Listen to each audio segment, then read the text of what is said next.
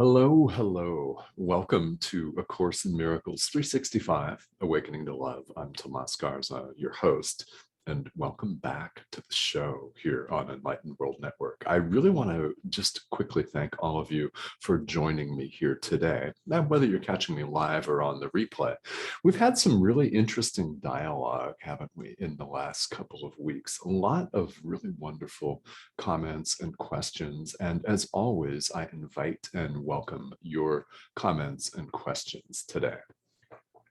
So as you may know, we're in the workbook for students here in A Course in Miracles. And if you're just catching this live stream for the first time, or you caught it maybe earlier this year, we started in January, and you're coming back, welcome. It doesn't matter where you are in the workbook, nor does it even make any difference if you are doing it at all. You don't need to be a student of A Course in Miracles to get a tremendous amount out of this live stream. So how can I say that?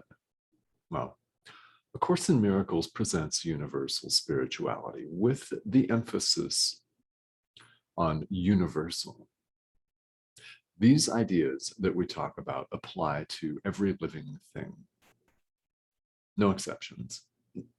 So no matter what your path is, you may benefit tremendously. In fact, you stand to gain everything by tuning in today. There's a reason why you're here. So I invite you to ask your inner teacher what that reason may be, and to listen today, to tune in to this live with an open mind, with an open heart, because you're here for a reason. So what will that be? And what I'd like to know is, what are you going to take from these next 15 to 20 minutes and apply to your life right now, today? That's what I want to know, because spirituality is all about application. It's not about rote memorization at all, is it? It's not about blindly believing something just because somebody said it from the pulpit when you were 9 and were dragged kicking and screaming into church by your parents, and you sat there doodling, bored, wondering what everybody was talking about. I mean, maybe you went to that kind of a church service last week, and you're in your 40s or 50s and you were wondering the same thing. I don't know. But we're not asked to blindly accept something just because someone wrote it down and it's still in writing, despite having been edited severely and chopped and group thought for a couple thousand years minimum. Just saying. You can draw your own conclusions with that. The beauty is we have the power of choice right here, right now. So I invite you to tap in to that power of choice, which you've never lost, even though you might want to throw it away. Sometimes we all have our moments, right? We're all in the same boat here, so to speak. So let's proceed onward. We have finished a review period in the workbook, and now we're on to lesson 151, which is very powerful. And the actual text in the book, in the workbook, goes through and talks about this idea at length. So there's a lot that we can say about this. And what I'd like to have you do again is listen with an open mind here. And I'm bringing up the comments and questions here. So if you've got them, please send them here and let us know you're tuning in today, and say hello. The idea for today, lesson 151, is all things are echoes of the voice for God. So let's unpack this. Yeah, all things are echoes of the voice for God. This means all things. It's inclusive. Everything that we see, everything that we hear, everything that we touch, smell, feel, think about, all things are echoes of the voice for God. Now, what is the voice for God? Okay, this is some language that one sees in A Course in Miracles.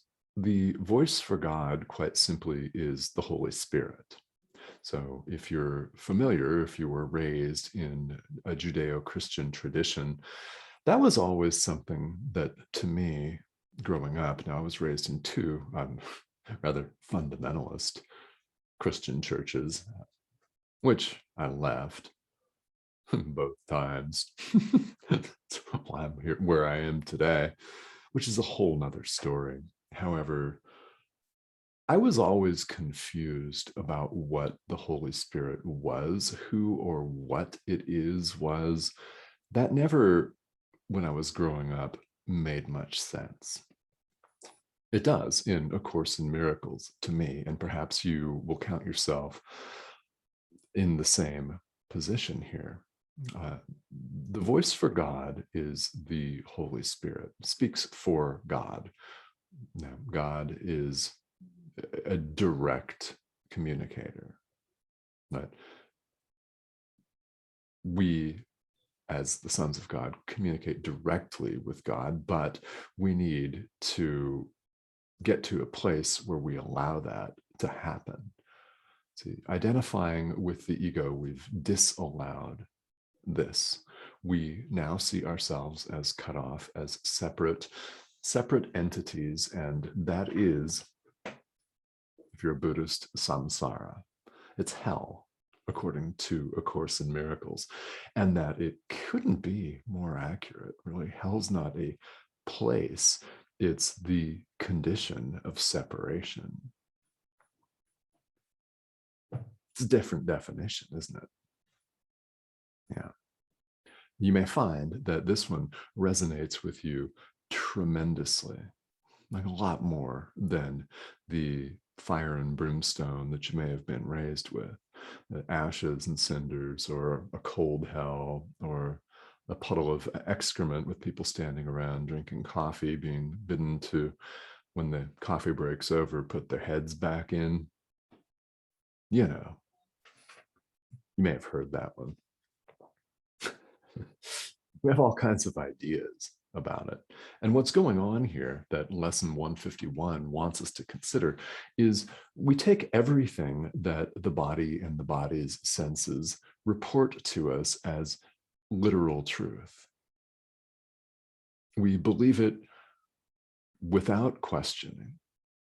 We believe without questioning that this is a separate thing called a shirt, that this is a body, that this is a man or a woman, if you're a woman, that this is a human being. Even that, yeah. We believe everything that our sight reports to us, that the body's eyes report to us. We believe everything that we hear, to our massive detriment, correct? Yeah, we don't have to look too far to see that that's definitely the case. We believe everything that the body reports to us. We take it to be the literal, unequivocal truth, and then we black out everything else as untrue, or as we like to say, ethereal, woo-woo, ephemeral, non-existent. Yet we know in our heart of hearts, we can intuit and feel that what we're actively denying might in fact be the truth about ourselves. We sense, and the commentary on lesson 151 tells us this. So you could count this as a reaffirmation or a confirmation of what you already know. It tells us that the ego doubts itself, of course. It questions its own existence, so being fear itself, it attempts to distract and divert us from our quest to unmask it, from our quest for true happiness. It fears that we'll discover that it's completely false and non-existent and abandoned it forever. The ego fears that we'll just leave it behind, which ultimately we will. The question for us is, when will we do that? Will it be in 15 minutes? Will it be right now? Will it be in 15 years or 15,000 years, multiple lifetimes? I don't know. It's a question for us right now. So the ego wants us to believe in its existence, does not wish for us to doubt it. It does not wish for us to question it. So A Course in Miracles, as well as Buddhism, as well as Advaita Vedanta, as well as multiple other spiritual traditions on this planet, invite us to sit in this doubt. In many, many schools of Buddhism, it's called the Great Doubt. Course in Miracles invites us to sit in this questioning mentality, in this questioning mode, questioning the reality of everything that the ego reports to us, everything that it says to us or shouts at us. It can get very loud, can't it? Every single thing. So we sit in the Great Doubt and raise to question everything, absolutely everything, the foundations of everything that we now believe. Nothing more, nothing less.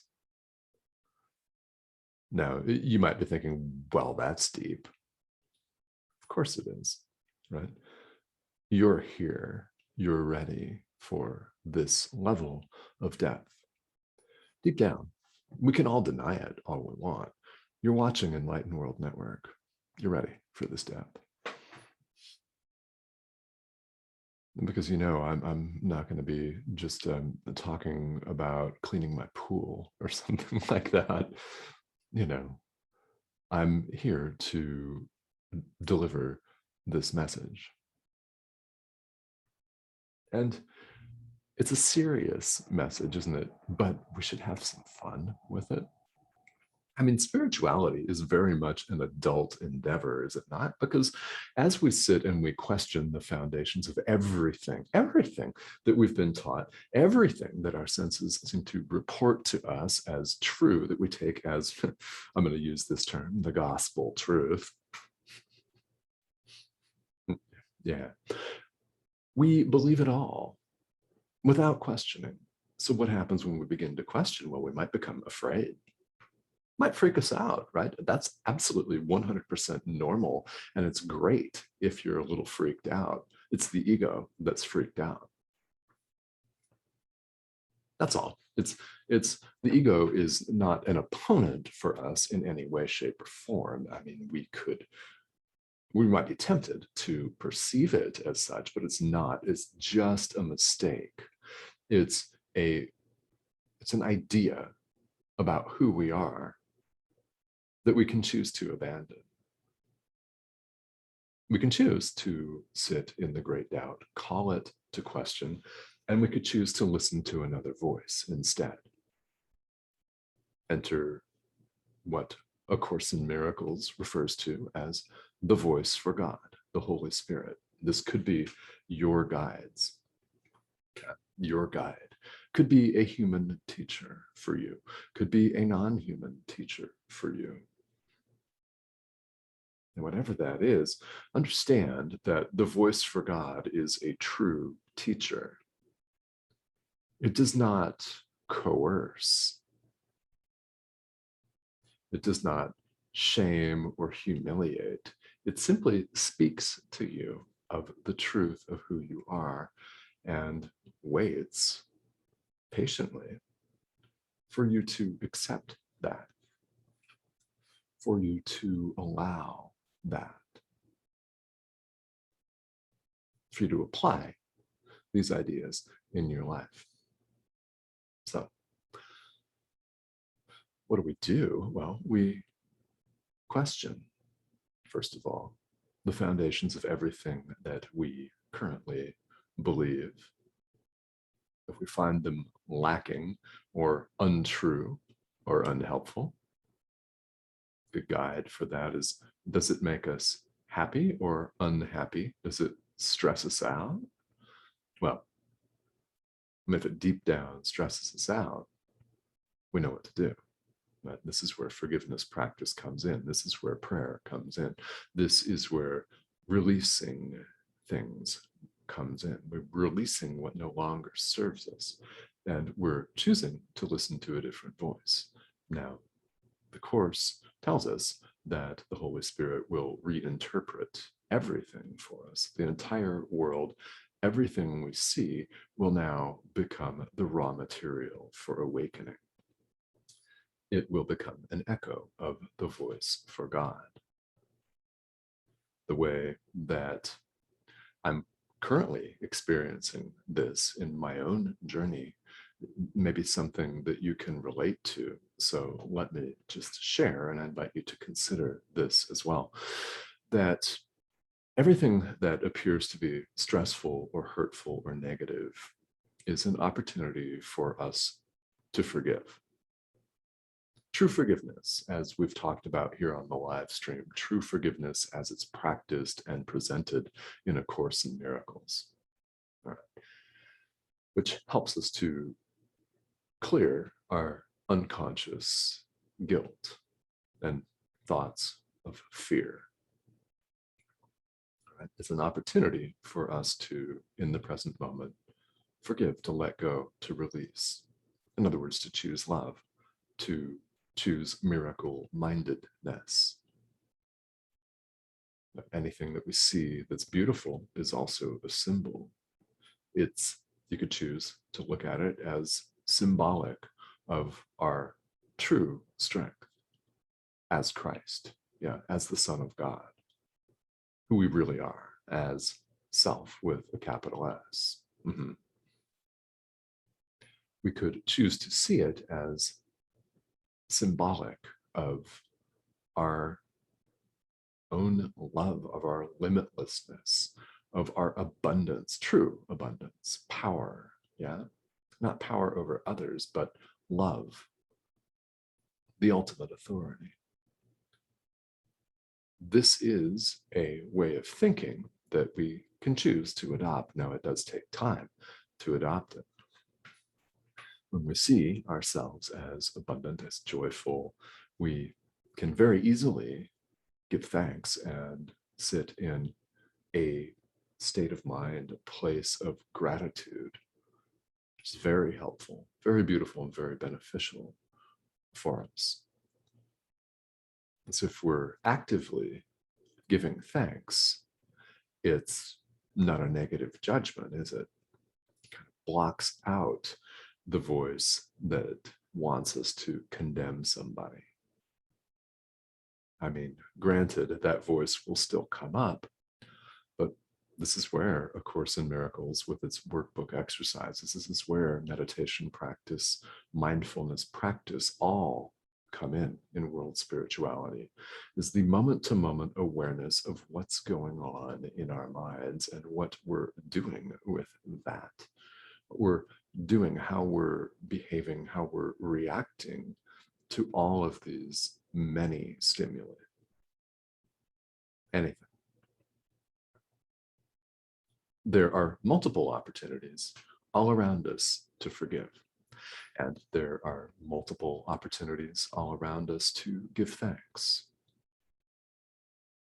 Our mind is powerful. You are as the Son of God.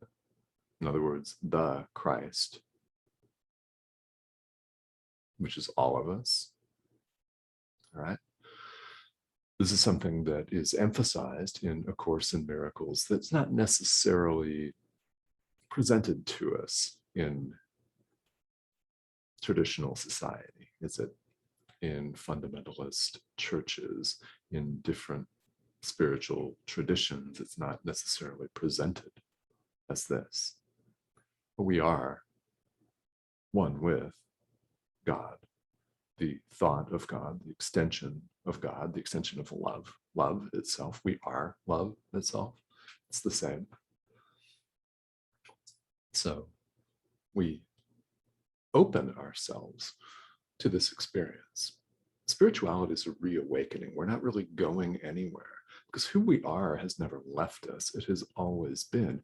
We're simply allowing ourselves to accept the truth about ourselves. We're first sitting in the great doubt, raising to question all of the ego's witnesses against us, because they're always against us.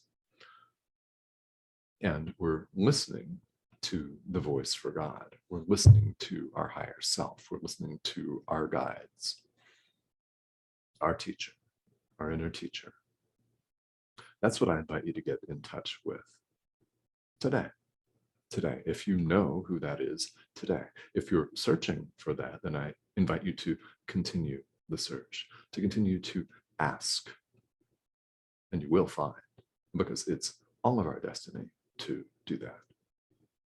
All right. So hello, Elaine, how are you?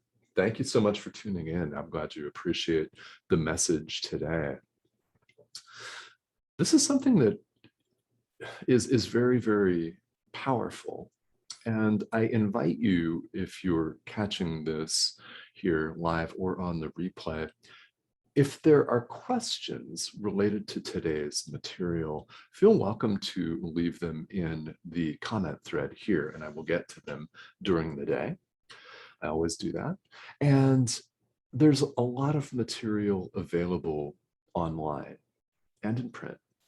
Now, A Course in Miracles lends itself perfectly well to study groups, which occur all over the world, both virtual and in person. Well, if you're able to do it in person right now, that's a great way not only to meet people, but to study and practice and process this material. And online, there are a number of really wonderful, very, very helpful commentaries out there that I invite you to read and take advantage of if you want more information about any of these ideas. What we're doing is we're proceeding through the workbook here on this live stream. Today is lesson 151. Tomorrow it will be 152, and we'll just continue one a day. And if any of this material speaks to you, A Course in Miracles can be a very beneficial tool for anyone's spiritual practice. And the beauty of it is it's a self-study curriculum, so you can use it either on its own as a complete practice, which it is, or you can use it to shed some light on your current practice, perhaps to see things in a different way, to enhance and augment your understanding of your own walk and who you really, truly are. So I invite you to get in touch with that today. All right. Thank you so much, everyone, for tuning in. And I will be back here tomorrow.